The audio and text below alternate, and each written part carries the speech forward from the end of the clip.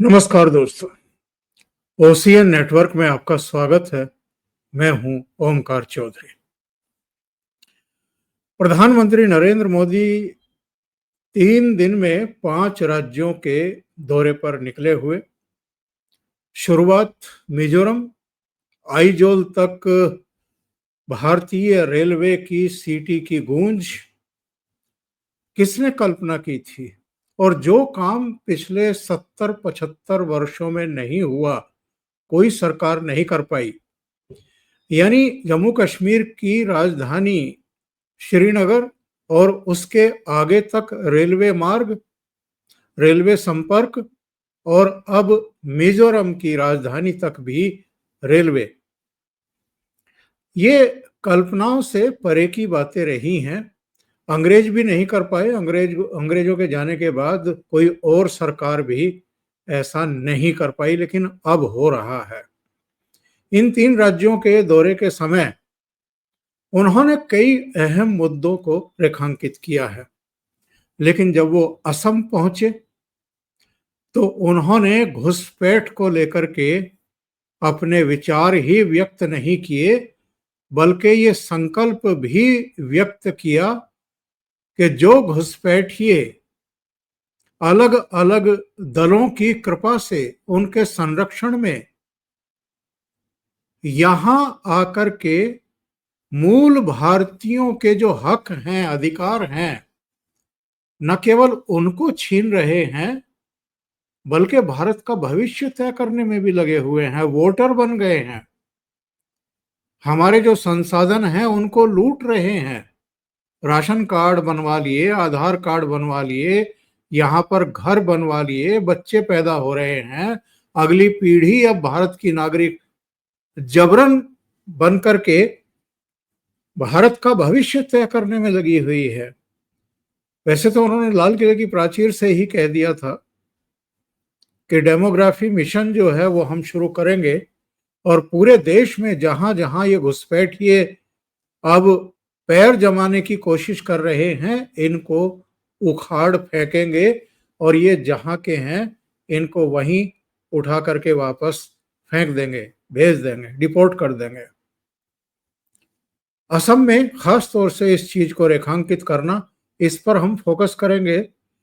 इसके अलावा प्रधानमंत्री नरेंद्र मोदी का और करोड़ों करोड़ भारतीयों का सपना भले ही आज ये हो कि 2047 तक हम विकसित राष्ट्रों की पांत में जाकर के अपने देश को खड़ा करेंगे, लेकिन यहाँ एक बड़ा तबका ऐसा भी है और कुछ पॉलिटिकल पार्टियां भी हैं जो इसे इस्लामिक स्टेट में परिवर्तित कर देना चाहते हैं 2047 या उससे पहले। ये कितनी बड़ी चुनौती है और देश के भीतर की ताकतें और देश के बाहर की ताकतें भी जब जब आप इनका रास्ता रोकेंगे तब तब वो यहाँ अशांति, अराजकता और कुछ लोग तो केरोसिन छिड़कने की और दिया सलाई दिखाने तक की बात करते हैं, वो सब होगा। तो मेरे साथ 2 खास मेहमान जुड़ रहे हैं, उनको जोड़ करके चर्चा को हम आगे बढ़ाएंगे। मेरे साथ जुड़ गए हैं बाबा रामदास जी और वीरेंद्र नाथ भट्ट साहब। आप दोनों का बहुत स्वागत है। नमस्कार। नमस्कार। जय श्री राम, हर हर महादेव। जय श्री राम। प्रधानमंत्री को जरा सुन लेते हैं, उन्होंने कहा क्या है, उसके बाद फिर आगे बढ़ते हैं। सबसे बड़ा है और कांग्रेस चाहती है कि इस घुसपैठिए हमेशा के लिए भारत में ही बस जाए और भारत का भविष्य घुसपैठिए तय करे। कांग्रेस ने यहां जमीन पर अवैध कब्जे होने दिए, हमारे आस्था के स्थानों पर, हमारे किसानों के, आदिवासियों के हक की जमीन पर डाका डाला। बीजेपी एनडीए सरकार बनने के बाद अब उन स्थितियों को बदला जा रहा है। यहां के अवैध कब्जों को हटाया जा रहा है। हेमंता जी के नेतृत्व में असम में लाखों बीघा जमीन घुसपैठियों से मुक्त की जा चुकी है। देखिए, ये समस्या बहुत भारी है, बहुत विकराल हो चुकी है और निसंदेह उत्तर प्रदेश के बाद अगर किसी की चर्चा आज की तारीख में होती है संकल्पबद्ध होकर कार्रवाई करने और जो भी समाज विरोधी, राष्ट्र विरोधी तत्व हैं उनके खिलाफ कड़ी से कड़ी कार्रवाई करने और बुलडोज करने, उसके लिए हिमंता बिस्वा शर्मा का चर्चा होता है। बहुत बड़े पैमाने पर उन्होंने अभियान चलाया है। ठीक है, असम में विधानसभा चुनाव हैं, लेकिन ये चुनाव तो होते रहते हैं हर 5 साल में। और देश की बात करें तो हर 6 महीने में चुनाव होते रहते हैं किन्हीं ना किन्हीं राज्यों में। लेकिन जो राष्ट्र के सामने समस्या है, जो विकराल बन गई है, जो बहुत बड़ी चुनौती बन गई है, ये कितनी बड़ी समस्या है, इसको संरक्षण कौन दे रहा है? और जब प्रधानमंत्री डेमोग्राफी मिशन की बात करते हैं तो उनका संकल्प अब हर जगह दिखाई देने लगा है, खासतौर से उन राज्यों में जहां ये समस्या बहुत विकराल हो गई है। वीरेंद्र नाथ भट्ट साहब। जी, देखिए जो प्राइम मिनिस्टर ने आज जो जो आसाम के दरंग जिले में बोला है, आज प्राइम मिनिस्टर ने भारत में जो पिछले 11 वर्ष से जो लगातार जिस प्रयास में लगे हुए हैं, भारतवासियों का स्वयं बोध, आत्मबोध और इतिहास बोध को जागृत करना। वो कर्तव्य बोध के बारे में 2 साल पहले लाल किले से 15 अगस्त को भी बोल चुके हैं। यदि आपके अधिकार हैं तो कर्तव्य भी हैं। There can be no rights without responsibilities. तो आज प्राइम मिनिस्टर ने जिस साफ-साफ शब्दों में एकदम खरी-खरी भाषा में, दो टूक भाषा में कैटेगोरिकली आज जो है घुसपैठिए की समस्या का जो गंभीर रूप है और जो गंभीर समस्या इसका जो विकराल रूप है, आज जो प्राइम मिनिस्टर ने उसके देश के सामने रखा, तो ये सीधे-सीधे जो जो हमारा जिहादी कम्युनिस्ट विपक्ष है, ये उसके लिए एक उन्होंने बहुत कड़ी चुनौती आज आज प्राइम मिनिस्टर ने पेश की है। और जिस तरीके से ये लोग पिछले 1 साल से बहुत ही पिकनिक की स्टाइल में जो अपनी राजनीति कर रहे थे कि संविधान खत्म हो जाएगा, आरक्षण खत्म हो जाएगा और अब जो है वोट चोरी हो रही है और इलेक्शन कमीशन चोर है, सब चीज़ जो कर रहे थे, तो ये जो सोशल मीडिया वाली राजनीति, अब इनको फिर से सोचना पड़ेगा कि भाई ये तो बहुत बड़ा हमला हो गया। और 10 सितंबर को जो हमला हुआ कि जो ये को झटका जो लगा विपक्ष को, जो ये उपराष्ट्रपति का चुनाव ही नहीं हारे, बल्कि विपक्ष को जितने वोट मिलने चाहिए थे, वो अपने पूरे वोट भी इकट्ठा नहीं रख पाया और 15 वोट तो इनवैलिड हो गए। यानी विपक्ष के सांसदों को ये भी तमीज़ नहीं है कि उपराष्ट्रपति के चुनाव में अपना वोट कैसे डाला जाता है, वो बैलेट पेपर में कैसे टिक किया जाता है, किससे टिक किया जाता है, जबकि बाकायदा इसकी ट्रेनिंग दी जाती है, चुनाव आयोग विशेष किस्म का पेन उपलब्ध कराता है और ये बताता है कि कहाँ कैसे आपको टिक करना है, तब भी ये हो गया। तो आज प्राइम मिनिस्टर ने बहुत साफ चुनौती दी है और ये अब स्पष्ट हो गया है कि मैं केवल परिस्थितियों के आधार पे कह रहा हूँ, कोई सरकारी घोषणा नहीं हुई है।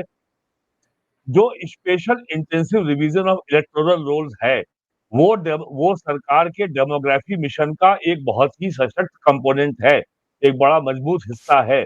और डेमोग्राफी मिशन की घोषणा प्राइम मिनिस्टर ने 15 अगस्त स्वतंत्रता दिवस के दिन लाल किले की प्राचीर से करी थी। और अभी तक सरकार ने फाइन डिटेल हैं, वो देश के सामने नहीं रखे हैं कि डेमोग्राफी मिशन में क्या होगा। तो आज प्राइम मिनिस्टर ने जो अपने संकल्प को दोहराया कि हम घुसपैठियों से ज़मीन खाली कराएँगे, वो भारत की लेजिस्लेटिव प्रोसेस यानी चुनाव के हिस्सा लेकर के भारत के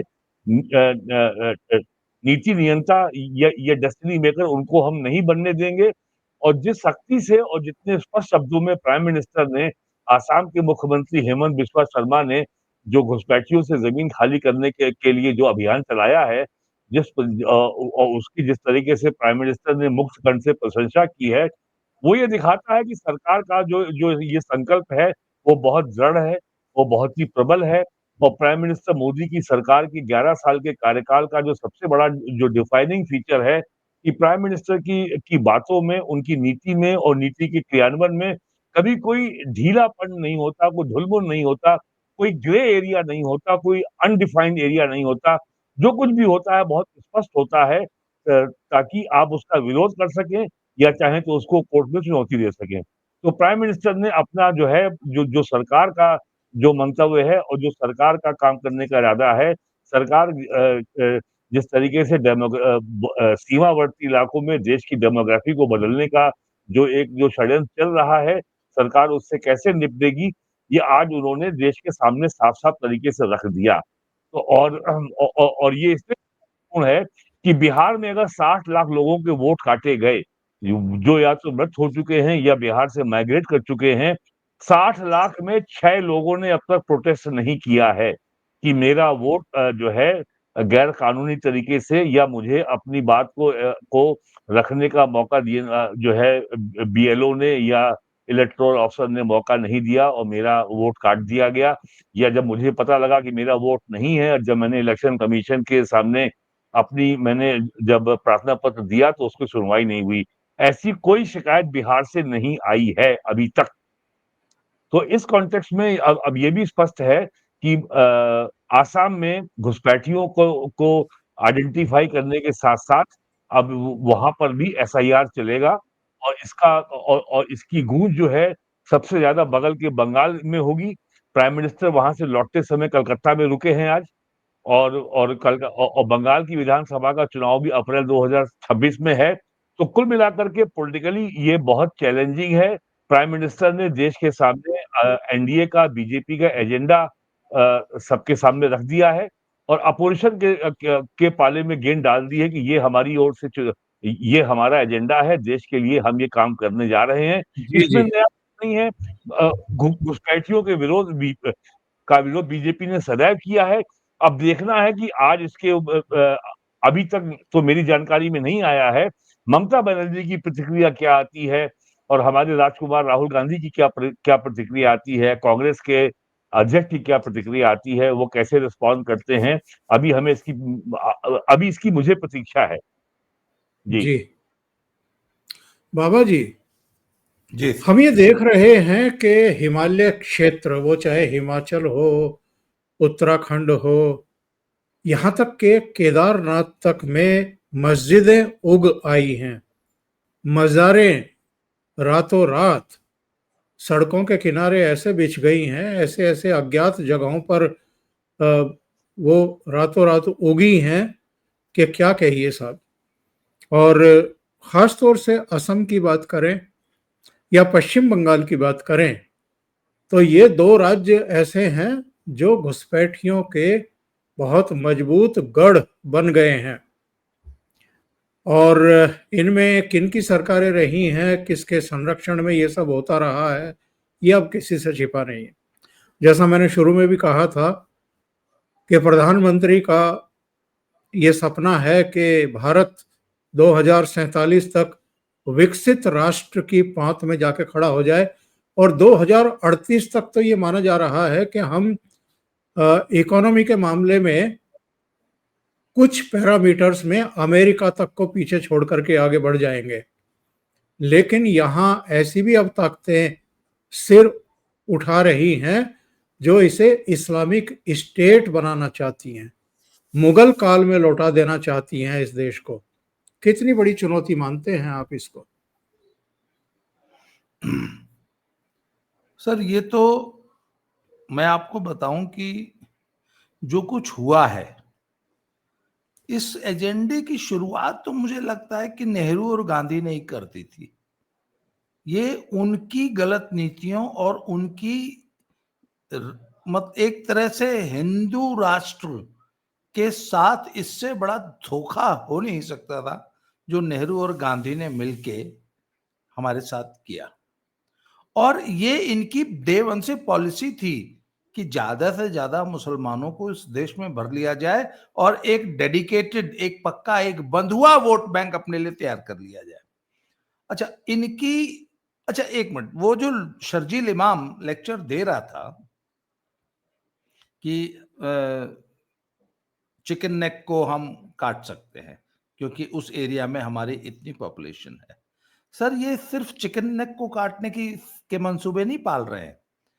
आप देखेंगे तो आज की तारीख मेरी आंखों के सामने देखते देखते मैंने जम्मू शहर, जो कि प्रीडोमिनेंटली हिंदू सिटी हुआ करता था, आज जम्मू का पूरा आउटस्कर्ट्स इज प्रीडोमिनेंटली मुस्लिम, और जितनी भी वन विभाग की जमीन, सरकारी जमीन, ये सब उन्होंने जबरदस्ती कब्जा कर ली है। और वहां पे हजारों की संख्या में मस्जिदें और मदरसे, मजारें, जैसे कहा आपने, उगाई हैं। और मनोज सिन्हा जी ने अपने कार्यकाल में बहुत कोशिश की कि उनको हटाया जाए, किसी तरह से उस जमीन को खाली करा लिया जाए, पर वो नहीं सफल हो पाए। क्योंकि अच्छा, उसके बाद हमारे हिंदुओं में शत्रुबोध नाम की चीज ही नहीं। उनको यही अंदाजा नहीं है कि हम जो अपनी जमीनें आज औने पौने दाम में या महंगे दाम में इनको बेच रहे हैं, तो कल को क्या होगा। देखिए, इनका मॉडस ऑपरेंडी क्या है। जिस मोहल्ले में इनको घुसना होता है ना सर, जिस एरिया में इनको पेनिट्रेट करना होता है, उसमें पहली 10 प्रॉपर्टीज ये दुगने तिगने 4 गुने दाम पे खरीदते हैं। मुंह मांगा दाम, आप मुंह से निकालिए, वो देके घुस जाएंगे। उसके बाद 2 साल के अंदर उस एरिया का ये हाल कर देंगे कि हिंदू वहां से छोड़ छोड़ के भागने लगेगा, और उनकी जमीन कोई कौड़ियों के दाम भी नहीं लेगा। तो वो जो पहले जो 10 महंगे खरीदे गए थे ना, वो सारी इन्वेस्टमेंट तो ये यूं निकाल लेते हैं चुटकियों में। क्यों? आपने अगर एक बना दिया तो उसके अगल बगल के 10 मकानों की वैल्यू गिर जाती है। सर, ये शत्रुबोध, ये पहचान हिंदुओं में आज तक डेवलप ही नहीं हो पाई। अच्छा सर, यही सेम समस्या आज रुड़की, हरिद्वार, देहरादून और उत्तराखंड के नीचे के जितने इलाके हैं उनमें है। उत्तराखंड में तो शुक्र मनाइए कि हमारे मुख्यमंत्री जी जो हैं, धामी साहब, उन्होंने बड़ा प्रोएक्टिव होकर इनको पर वहां पे मिलॉर्ड जो है इनकी सुरक्षा में आके खड़े हो गए कि नहीं, पहले इनको पक्के मकान बना के दो, तब इनसे जमीन खाली कराओ, जबकि वो रेलवे की जमीन कब्जा करके बैठे हैं। और एक दो नहीं है सर, पूरा का पूरा हल्द्वानी में 50,000 से ज्यादा घर हैं जो इलीगल इंक्रोचमेंट है गवर्नमेंट लैंड पे, पर सुप्रीम कोर्ट वहां अड़ा बैठा है कि उनको हटाने नहीं देंगे। इसके अलावा सर कम से कम 50,000 पीसेस ऑफ लैंड धामी साहब ने पिछले कुछ सालों में मुक्त कराया है।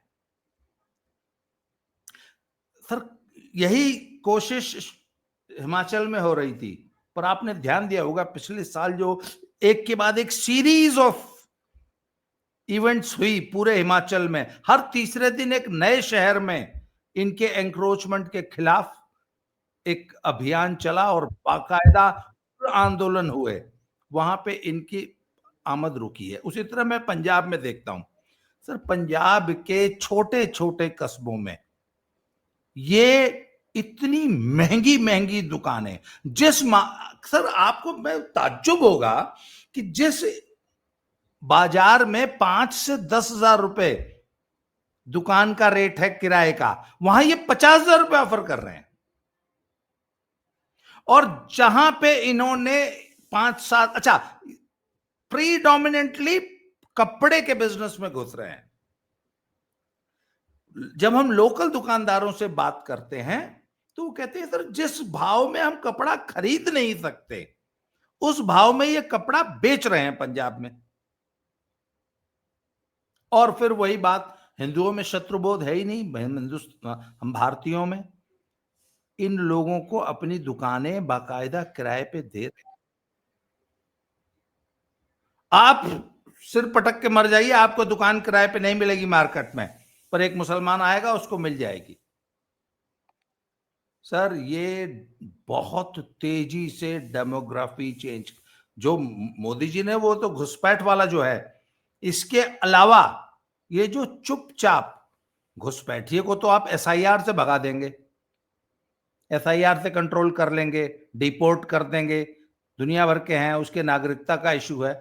जो हमारे ही देश में ये जो नए एरियाज में पेनिट्रेट कर रहे हैं और कैप्चर कर रहे हैं और मार्केट्स कैप्चर कर रहे हैं, कुछ चीजों में तो इनकी 100% मोनोपोली हो गई है। फॉर एग्जाम्पल हेयर कट के बिजनेस में इनकी मोनोपोली, हाथ के स्किल के काम में कामगार जिनको बोलते हैं, इनकी मोनोपोली होती जा रही है हर फील्ड में। हिंदू चुपचाप जो है, हिंदू जो है वो सरकारी नौकरी की आस में वहां आंदोलन करता फिर रहा है। जेन आपको जी एसी की सर्विस करानी है, आपको फल खरीदने कुछ भी हैं, जी हर जगह आपको यही मिलेंगे। डिलीवरी मैन भी अब ज्यादातर यही हो गए हैं। जी। तो सर बात यह है कि हिंदू कब जागेगा? सबसे अच्छी बात है कि अब हमारे देश का प्रधानमंत्री भी मुखर होके बोल रहा है। सर ये एक बहुत इंपॉर्टेंट, बहुत महत्वपूर्ण पैराडाइम शिफ्ट है कि एक सरकार थी, एक इकोसिस्टम था जो इनको देश में घुसा के कब्जा करा रहा था। अब कम से कम एक ऐसा इकोसिस्टम है, एक ऐसी सरकार है, एक ऐसा लीडर है जो इनके खतरे को भांप रहा है और अब इनको इनसे जगह खाली करा रहा है। सर मैं एक आखिरी 30 सेकेंड, यूक्रेन ने जब रूस पे ड्रोन अटैक किया तो उसको, रूस को ये पता ही नहीं था कि हमारे इतने इंपॉर्टेंट इंस्टॉलेशंस के बगल में एक छोटे से कमरे में एक ऐसा ड्रोन आके बैठा हुआ है जो एक दिन उड़ेगा और हमारे इतने महत्वपूर्ण हवाई अड्डे को तबाह कर देगा। मैंने कहा सर इस प्रकार के हमारे यहाँ घुसपैठी है तो हमारी तो ऐसी कोई इंस्टॉलेशन नहीं बची है जहां वहां पे कोई रोहिंग्या, कोई बांग्लादेशी या कोई जिहादी ना घुसा बैठा हो। हम कहां कहां कंट्रोल करेंगे आप बताइए? और ड्रोन टेक्नोलॉजी इतनी सुलभ, इतनी सस्ती, मतलब एक 12वीं पास लड़का अपने कमरे में ड्रोन असेंबल कर सकता है, उसका प्रोग्राम डेवलप कर सकता है, उसको प्रोग्राम कर सकता है और उसके माध्यम से कहीं पर भी हमला कर सकता है। एक 12वीं पास लड़का, और मात्र 5-7-10 हजार रुपए में। सर ये कितना बड़ा एक सामरिक, एक सिक्योरिटी रिस्क है हमारे देश में ये घुसपैठी है। तो कम से कम एक सरकार है जो वोट बैंक की राजनीति से इतर राष्ट्रीय महत्व के मुद्दों पर भी ध्यान दे रही है। सबसे इंपॉर्टेंट यह है कि आज मोदी जी ने अपने मुंह से वो बात बोल दी जो चिंता हम आप लोग रोज यहाँ पे जो डिस्कस करते हैं। नहीं तो ये तो सब पॉलिटिकली करेक्ट होना, ये तो टैबू था, ये बातें बोल ही नहीं पाता था कोई प्रधानमंत्री। जी आपने बहुत महत्वपूर्ण बिंदुओं को रेखांकित किया है बाबा जी। भट्ट साहब, लंदन की सड़कों पर 30 लाख मूल ब्रिटिश, मूल वहां के सिटीजन सड़कों पर उतरे हैं कल, 30 लाख। आज पोलैंड से खबर आ रही है कि पोलैंड की सड़कों पर भी लोग उतर पड़े हैं और वो कह रहे हैं कि ये जितने घुसपैठिए हैं जो हमारी मूल संस्कृति को नष्ट करने पर आमादा है, जो हमारी माँ बहन बेटियों की इज्जत लूट रहे हैं, जो नए नए एरिया में अपने नए पाकिस्तान बना रहे हैं। लंदन के कई ऐसे इलाके हैं जहां से अंग्रेज अपने घर बार बेच बाच करके छोड़ करके भाग चुके हैं, उनको सरेआम पीटा जा रहा है। हमने फ्रांस की सड़कों पर देखा है, पेरिस में देखा है किस तरह सुरक्षा अधिकारियों पर अटैक किए जाते हैं, चाकुओं से, धारदार हथियारों से। भारत में आम नागरिक कब जागेंगे? लंदन की तरह, पोलैंड की तरह सड़कों पर उतर करके कब प्रतिकार करेंगे? देखिए ब्रिटेन के जो अखबार हैं जो उन्होंने करीब 1 लाख 1.25 लाख की बात कही है, जो ऑर्गेनाइजर हैं उन्होंने 30 लाख कहा है, 3 मिलियन कहा है। हालांकि लंदन की आबादी 1 करोड़ से ऊपर है और इस समय लंदन का जो मेयर है वो पाकिस्तानी मूल का है। कई लंदन बार से है वो कई बार हाँ, से मेयर है। क्या नाम है, साजिद मीर क्या नाम उसका है। और जो जो ब्रिटेन की जो होम मिनिस्टर महिला है वो अभी भी हुई है 1 हफ्ता पहले, वो भी पाकिस्तान मूल की मुसलमान है। ब्रिटेन के 12 बड़े शहरों के मेयर मुसलमान हैं और सभी के सभी पाकिस्तानी मूल के हैं। और जिस तरीके से वहाँ की जो सरकार है, कियर स्टारमर की जो लेबर पार्टी की सरकार है, वो बिल्कुल रेप्लिका है ममता बनर्जी का। वो अपने वोट बैंक, अपने मुसलमान वोटर के खिलाफ कुछ भी सुनने को तैयार नहीं है और वो तरह-तरह की धमकी देती है, लोगों पे मुकदमे होते हैं और लोगों की जो है प्रोफाइल बिगाड़ दी जाती है, ताकि उनको भविष्य में कहीं नौकरी ना मिले और तमाम तरह की बाधाएँ उनके सामने ऐसी खड़ी कर दी जाती हैं कि उनको स्टेट का भी कोई बेनिफिट ना मिल सके, ऐसी चीज़ें वहाँ हो रही हैं। और इसके पहले ब्रिटेन के कई बड़े शहरों के बड़े महँगे होटलों में ही भी ये सारे जो जो और इनको घुसपैठिया कहना ठीक नहीं है, ये इमिग्रेंट हैं और वहाँ पे उनको सरकार ने रखा है। और जो इसके पहले जो वहाँ ऋषि सुनक की सरकार थी, उसने रवांडा सरकार से एग्रीमेंट किया था और 3 बिलियन पाउंड का पैसा भी देने का वादा किया था और कुछ लाख जो है, जो इस तरह के इलीगल इमिग्रेंट जो वहाँ आ गए थे, उनको वहाँ पे रवांडा अफ्रीकी देश में भेजने की बात थी। लेबर सरकार ने आते ही उस एग्रीमेंट को रिवोक किया, कैंसल कर दिया और अपने वोट बैंक को बचा के रख लिया। तो ब्रिटेन में स्थितियाँ लगातार विस्फोटक हो रही हैं और यही स्थिति फ्रांस में है, यही स्थिति जर्मनी में है और यही स्थिति थोड़े दिन बाद बनने वाली है ग्रीस में, जो कि ईस्टर्न यूरोप का देश है, तुर्की के बगल का देश है। और जितने ये इमिग्रेंट्स हैं, ये ग्रीस के रास्ते ही घुसते हैं वेस्टर्न यूरोप में। तो ब्रिटेन में स्थितियाँ दिन-ब-दिन जो है विस्फोटक हो रही हैं और लंदन में आज की तारीख में जो वहाँ पे व्हाइट पॉपुलेशन है, वो आज उसकी संख्या लगभग 40% रह गई है, वो मेजॉरिटी में नहीं है। और भी जो बड़े शहर हैं, मैनचेस्टर है या कौन-सा वो ग्लासगो है, वहाँ पर भी उनकी स्थिति लगातार कमज़ोर हो रही है। तो ब्रिटेन में अब राष्ट्रीय अस्मिता का भाव और जो कहा बाबा जी ने शत्रुबोध, हमारे यहाँ तो लोगों को जब स्वयं बोध नहीं है, तो शत्रुबोध क्या होगा? और सबसे बड़ी बात जो हमारे देश में जो कमी है, हर जो अब्राहमिक रिलिजन है, ईसाई और या मुसलमान, ईसाई के लिए जीवन का उद्देश्य है कि दुनिया में ईसाई के अलावा कोई और मज़हब नहीं रहेगा। सबको ईसाई बनाऊँगा मैं, सबको कन्वर्ट करूँगा, हर एक के गले में मैं क्रॉस पहनाऊँगा। इस्लाम का जो जो मूल मंत्र है कि दुनिया में केवल जो है, केवल मुसलमान रहेंगे और जब तक दुनिया में एक भी काफ़िर है, कयामत नहीं आएगी। तो उसका उद्देश्य है कि हर व्यक्ति जो अल्लाह हू अकबर नहीं कहता है, वो उसका वर्ग शत्रु है। हिंदू एक ऐसी अनूठी है एक जाति है, जिसने अपने घर में ही शत्रु पैदा कर लिया है। उसने अपने घर में शत्रु आइडेंटिफ़ाई कर लिया है। ब्राह्मण का शत्रु राजपूत है, राजपूत का ब्राह्मण है। सवर्ण का जो शत्रु है, वो पिछड़ा वर्ग है। सवर्ण और पिछड़ा वर्ग का शत्रु कौन है? वो दलित है। दलित का शत्रु कौन है? सवर्ण है और पिछड़ा वर्ग है। और एक नई कहानी जो छोरी गढ़ दी गई पिछले 40 सालों में, बहुजन समाज, यानी ब्राह्मण के अलावा सारा समाज बहुजन समाज है। यहाँ तक कि जो सैयद हैं, जो मुसलमानों के का जो एलीट क्लास है, जिसको अशराफिया बोलते हैं, जो अपर कास्ट हैं, शेख, सैयद, तुर्क, पठान, इसमें बहुमत जो है विदेशी मुसलमानों का है, जो तुर्क के हैं या ईरान के हैं, उनको भी बहुजन समाज मान लिया गया, उनको भी मूल निवासी मान लिया गया और और उनकी पता नहीं कौन-सी थ्योरी है एंथ्रोपोलॉजी की, वो कहते हैं ब्राह्मण विदेशी है और यूरेशियन है, ये सब कहानियाँ हैं। हालाँकि डॉक्टर अम्बेडकर ये सारी कहानियाँ को वो रद्दी की टोकरी में डाल चुके हैं और उसके बाद जो तमाम साइंटिफिक स्टडीज़ हुई हैं, इंडिया हो, पाकिस्तान हो, बांग्लादेश हो, सबका डीएनए एक है, कहीं कोई अंतर नहीं है, कहीं कोई जाति का भेद नहीं, कहीं कोई मज़हब का भेद नहीं है।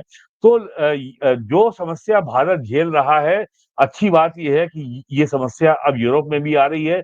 आज ये भी खबर आई है कि टेक्सास स्टेट ने अपने राज्य में शरीयत लॉ को बैन कर दिया है। तो इस्लाम कोई मज़हबी प्रॉब्लम नहीं है, ये एक पॉलिटिकल फ़ोर्स है और पूरे दुनिया में इस्लाम को तलवार के रूप में कम्युनिस्टों द्वारा इस्तेमाल किया जा रहा है। जो चार्ल्स कार्की जो किर्क जो मारा गया है ऊटा यूनिवर्सिटी में अमेरिका में, जो डोनाल्ड ट्रम्प का बहुत करीबी सहयोगी था, उसने भी कहा है कि जो लेफ्ट है, वो इस्लाम को तलवार के रूप में इस्तेमाल करके अमेरिका को स्लॉटर कर रहा है। तो वही यूरोप में हो रहा है, और जो कम्युनिस्ट और जो मार्क्सवाद का जो नया संस्करण है, जो इटली का पॉलिटिकल साइंटिस्ट था एंटोनियो ग्राम्शी, जो उसने सांस्कृतिक मार्क्सवाद शुरू किया है, कल्चरल मार्क्सिज्म, जिसको अब वोकिज्म कहा जाता है, WOKE, वोकिज्म। तो इनका जो जो निशाना है कि फिल्म इंडस्ट्री पे कब्जा करो, साहित्य पे कब्जा करो, एकेडमिक वर्ल्ड में कब्जा करो, यूनिवर्सिटियों में घुसो, कॉलेज में घुसो, थिएटर में घुसो, जो भी आपका जहां-जहां से आपकी मेंटल फैकल्टी आती हैं, उस पे घुस जाओ, मीडिया में जाओ, अखबारों में, टेलीविजन चैनल में, फिल्म इंडस्ट्री में, थिएटर में, ड्रामा में और एजुकेशन फील्ड में। इंडिया में आज भी जो कम्युनिस्ट हैं वो इन सारी संस्थाओं का जिनका मैंने नाम लिया, यहाँ कम्युनिस्ट अभी बहुत मजबूत स्थिति में हैं। चाहे फिल्म इंडस्ट्री हो, चाहे वो एकेडमिक वर्ल्ड हो, जादवपुर यूनिवर्सिटी हो, जेएनयू हो या सोनीपत की अशोका यूनिवर्सिटी हो, हर जगह। तो जो जो ब्रिटेन में हो रहा है, अब उनको खतरे का आभास हो गया है और वो रोज इसको अनुभव कर रहे हैं। भारत के लोग अभी भी सो रहे हैं और वो अपनी और उनको लगता है कि उन्होंने अपनी जाति का झंडा फहरा दिया, अपनी जाति महासंघ की एक बैठक कर ली और अपनी और सरकार से मिले और कुछ अपनी जाति के लिए हमने कुछ फायदे और कंसेशन ले लिए, बस हमारा काम हो गया। उनको ये चिंता नहीं कि अगले 20 साल बाद क्या होगा, अगले 50 साल बाद क्या होगा, आने वाली पीढ़ी का हाल क्या होगा, क्या स्थितियाँ हो गई हैं हरियाणा में, फरीदाबाद में, गुड़गाँव में, नोएडा में और दिल्ली में। पिछले 10 सालों में लगभग 2 दर्जन हत्याएँ हुई हैं हिंदुओं की, जो और जिनकी हत्या केवल की है मुसलमानों ने। ऐसी और एक घटना जो हुई है उदयपुर में। अभी जो बंगाल फाइल फ़िल्म्स आई है, उसको फ़िल्म का प्रदर्शन बंगाल में ना होने पाए, क्या-क्या जो है उसके राह में रोड़े खड़े किए गए हैं पश्चिम बंगाल की सरकार के द्वारा, ये सबको जी, पता जी। ही है। तो ये सब जो ब्रिटेन में हो रहा है, ये भारत के लोगों के लिए बहुत ही एक वेक अप कॉल है और इसको देखें और इसका मतलब ये नहीं कि हम कोई अपने यहाँ लड़ाई शुरू कर दें और समाज में तनाव की स्थिति पैदा करें। हमें केवल अपने शत्रु बोध के फैकल्टी को जागृत करना है और कैसे हमारी सोसाइटी क्या शेप ले रही है, किस तरफ जा रही है। जिस तरीके से भारत में परिवारों का विखंडन हो रहा है और जिस तरीके से रोज जो है वो लिव इन रिलेशनशिप को लेके विवाद होता है। आज ही अखबारों में खबर है कि अगर कि हाई कोर्ट ने कहा है कि हर रिश्ते को कानून के ज़रिए एनफोर्स नहीं किया जा सकता। यदि 2 स्त्री पुरुष 2 साल साथ रहे हैं, तो आज स्त्री अपने ऊपर शोषण या अन्याय का मामला लेकर के कोर्ट से रिलीफ नहीं पा सकती। ये दिल्ली हाई कोर्ट का फैसला छपा है अखबारों में। जी, तो जी। ये चीज़ें हो रही हैं, तो हमको जो है साल में 12 महीने केवल राजनीति पे बहस करने के बजाय कि ये पार्टी आगे, वो पार्टी आगे है, हर काम पॉलिटिकल पार्टी, हर काम सरकार नहीं करेगी। कुछ काम समाज को भी अपने हाथ में लेना होगा। अपने हित और हमारे लॉन्ग टर्म इंटरेस्ट क्या हैं, ये इसके बारे में सोचना होगा। किसी से आपको झगड़ा नहीं करना है, केवल आपको जो आपकी अपनी टर्फ है, कल को कोई आपका 1 कमरे का मकान आपको 2 करोड़ में खरीदने का ऑफर दे रहा है, तो कम से कम आपको सोचना ये भैया ये जो मकान 20 लाख का है इसके 2 करोड़ वो क्यों दे रहा है? तो ये हमें केवल ये जो है अपने शत्रु बोध को जागृत करना है, लंदन से यही संदेश है। बाबा जी,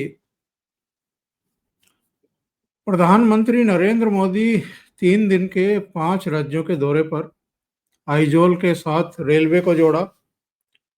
इसके अलावा मणिपुर में भी करीब 8,000 करोड़ की परियोजनाएं या तो शिलान्यास या उद्घाटन उनका किया। असम का हमने आज देखा ही है, वहां भी उन्होंने एक मिशन बता दिया है, अपना संकल्प बता दिया है जिसको सिद्ध करना चाहते हैं। आज कलकत्ता में हैं, कल बंगाल में उनकी रैली होने जा रही है, कुछ कार्यक्रम हैं। लेकिन अभी भट्ट साहब बंगाल का जिक्र कर रहे थे, ममता बनर्जी का जिक्र कर रहे थे। आपको नहीं लगता कि जो घुसपैठियों की, राष्ट्र विरोधी तत्वों की और मूल भारतीयों के हकों पर डाका डालने की सबसे बड़ी प्रवृत्ति और सबसे बड़ी समस्या पश्चिम बंगाल ही है इस समय? और जब ये एसआईआर के जरिए या दूसरे अभियानों के जरिए वहां मूल भारतीयों की पहचान होगी और घुसपैठियों को बाहर निकालने की बात होगी। अभी तो ये एसआईआर का विरोध, वोट चोरी का आरोप और भारतीय मीडिया का भी एक बड़ा हिस्सा है जो इनकी हर बात को तूल देता है, इनका साथ देता है। जब बंगाल में आएगा तो तब तो बहुत बड़ी चुनौती होगी, चुनाव आयोग के सामने भी और भारत सरकार के सामने भी। सर, एक तो एसआईआर पे तो भारत सरकार का और इलेक्शन कमीशन का स्टैंड बहुत क्लियर है और बड़ा स्ट्रांग है। आज उन्होंने सुप्रीम कोर्ट पे भी जो उनका आज नहीं, मतलब अभी पीछे जो हलफनामा दिया था उन्होंने कि ये हम तय करेंगे, कोई हाँ, ये अदालत आप तय नहीं नहीं डिसाइड करेगी। करेंगे, हम करेंगे। इवन हाँ, यू हाँ। कैन नॉट डिक्टेट, क्योंकि ये हमारा जुरिस्डिक्शन है। कब एसआईआर कराना है, कहाँ कराना है, कितना कराना है, ये हमारा काम है। तो उस पे तो वो दृढ़ संकल्प है, वो होगा। सर, पर सबसे बड़ी बंगाल की समस्या है ये जो सो कॉल्ड भद्रलोक है ना, सो कॉल्ड भद्रलोक बंगाल का, आप उससे कभी बात करके देखिए। मैंने बात की, वो सीधे सीधे हम लोगों को पता है क्या बोलते हैं, हे साला तुम हिंदू मुस्लिम का बात करता है। तो जब हम उनको बताने की कोशिश करते हैं कि भैया तुम्हारी गर्दन पे ये तलवार लटकी हुई है, कभी भी गिर सकती है, तुम बारूद के मुहाने पे बैठे हो, तो वो जो कि अपने आप को दुनिया का सबसे बड़ा इंटेलेक्चुअल मानता है, जो सबसे बड़ा बुद्धिजीवी मानता है, जो सबसे बड़ा चिंतक, विचारक, फिलोसोफर मानता है खुद को, उसको अपने गर्दन पे यहां टिकी हुई तलवार दिखाई नहीं देती, और वो हमारी आलोचना करता है कि तुम देश में जो है गड़बड़ फैला रहा है, you are the problem, not them. अच्छा, ये वहां के हिंदू भद्रलोक की प्रॉब्लम है, जबकि वहां का जो ओरिजिनल बंगाली मुस्लिम है वो इस खतरे को बखूबी पहचान रहा है, और वो बल्कि दे आर वेरी हैप्पी कि नहीं, इन घुसपैठियों को, इन रोहिंग्या बांग्लादेशियों को बाहर निकालो, इन्होंने आके हमको बदनाम कर दिया, हमारा रहना दुभर कर दिया। तो आज की तारीख में सबसे बड़ा समर्थक वर्ग जो है इन घुसपैठियों का, वो बंगाल का भद्रलोक है। बंगाल का जो सबसे बड़ा इंटेलेक्चुअल है वो इनका सबसे बड़ा पोषक है। अब इसका क्या इलाज है, आप बताइए। तो सर, बात यह है कि एसआईआर होगा, वो होके रहेगा। और सर, मैं इतना जानता हूं, मोदी जी आज आइजॉल और मिजोरम और कहाँ गए थे। सर, जब विकास होता है और कनेक्ट, मैं 2 साल पहले, 3 साल पहले सर नॉर्थ ईस्ट घूमने गया था। मैंने कहा यार, बिल्कुल पैर ही नहीं रखा था हमने बहुत सारे एरियाज में। हम मैक्सिमम, मैं दार्जिलिंग, सिक्किम, गैंगटॉक तक गया था। सर, वहां गया, मैंने देखा वहां connectivity was the real big issue. एक स्थान से दूसरे स्थान पे जाने के लिए ना तो रेलें हैं ना बसें हैं। मतलब आपको अगर एरियल डिस्टेंस देखा जाए तो मात्र 100 किलोमीटर दूर एक जगह जाना है, पर पता लगा कि वहां की कोई कनेक्टिविटी ही नहीं है। आपको 100 किलोमीटर दूर जो एरियल डिस्टेंस है उसको कवर करने के लिए बाय रोड 800 किलोमीटर जाना है।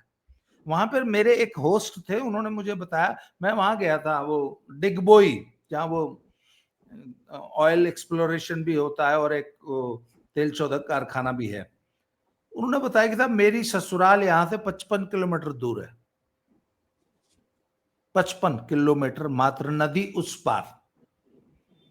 परंतु वहां जाने के लिए मुझे 450 किलोमीटर होकर जाना पड़ता था। वो तो भला हो मोदी जी का, जिन्होंने वो बोगीबिल ब्रिज बना दिया। तो अब वो डिस्टेंस मात्र 1.5 घंटे में कवर हो जाता है, जिसके लिए पहले सारा दिन में भी पहुंचने की गारंटी नहीं होती। तो सर, जब कनेक्टिविटी किसी प्रदेश की बढ़ती है, तो सर ये नेशनल इंटीग्रेशन का सबसे बड़ा माध्यम है। आज जो राजधानी चली है वो गुवाहाटी से सबसे सुदूर जो हिस्सा है ना देश का, वो कौन सा, वो बैराबी, आइजोल से मात्र 23 किलोमीटर दूर है वो रेलवे स्टेशन। मात्र 12 घंटे में आप गुवाहाटी से बैराबी पहुंच जाते हैं, आइजोल। सर, रेल कनेक्टिविटी या बस कनेक्टिविटी, या जब टनल्स बन जाती हैं, या जब रोड्स अच्छे हो जाते हैं, तो इसका मजा हमने देखा है सर। आज कश्मीर आपको लोगों को ताज्जुब होगा कि जो जम्मू से श्रीनगर किसी जमाने में 360 किलोमीटर दूर था, अब वो मात्र 240 किलोमीटर रह गया। लोग कहेंगे यार ये ऐसा कैसे होता है, शहर नजदीक कैसे आ गया? शहर नजदीक नहीं आया, वो सड़कें जो घुमावदार होती थी अब वो टनल और ब्रिज के कारण 100 किलोमीटर छोटा हो गया रास्ता। अभी लेटेस्ट कल परसों तक नॉर्दर्न रेलवे ने एक पार्सल ट्रेन चलाई है जो स्पेशली फ्रूट इंडस्ट्री को केटर करने के लिए बड़गाम से चलेगी और मात्र 20 घंटे के अंदर जगह जगह सामान लोड करते उतारती भी 20 घंटे के अंदर बड़गाम से चल के आजादपुर सब्जी मंडी आके खड़ी हो जाएगी। कश्मीर का फ्रूट, कश्मीर का अनानास, कश्मीर की क्या नाम चेरीज और कश्मीर का सेब लेके मात्र 20 घंटे में। पहले कई बार 8-8 10-10 दिन ये सड़कें बंद रहा करती थी। तो सर आज कश्मीर के में का इंटीग्रेशन जो देश में हो रहा है उसमें कनेक्टिविटी का कितना बड़ा रोल है, ये जाके आज आप वंदे भारत ट्रेन को देखिए जो कटरा से अभी श्रीनगर के बीच में चल रही है, बहुत जल्दी जम्मू से शुरू हो जाएगी। तो सर जब नॉर्थ ईस्ट की कनेक्टिविटी बढ़ती है ना, जब वहां ब्रिजेस बनते हैं, जब वहां रोड्स बनते हैं, जब वहां शानदार रेलवे लाइनें और ट्रेन चलती हैं, सर वो जो बहुत दूर लगता था हमें नॉर्थ ईस्ट, वो हमसे न कल्चरली उनसे विचारों से हम जुड़ पाते थे। मुझे याद है वो दिल्ली में आते थे, सारी दिल्ली उनको चिंकी कह के बुलाती थी। इतना रेशियल डिस्क्रिमिनेशन था, उनको कोई दिल्ली में मकान नहीं देता था। सर आज राष्ट्रीय एकता का सबसे बड़ा काम वो हुआ कि मोदी जी ने उन 7 हमारी 7 सिस्टर्स को मेन लैंड जो इंडिया है उसके साथ इंटीग्रेट करने का काम किया है। और वो इंटीग्रेशन कल्चरल होगा, सांस्कृतिक होगा,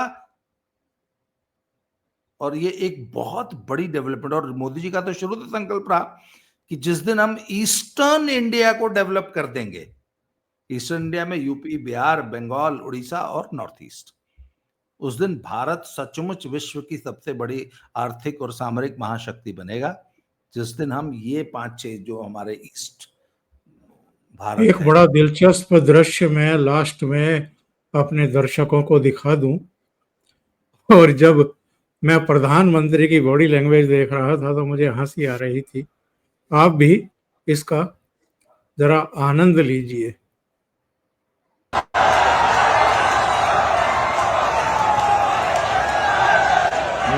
बहुत अच्छा ये शॉट है।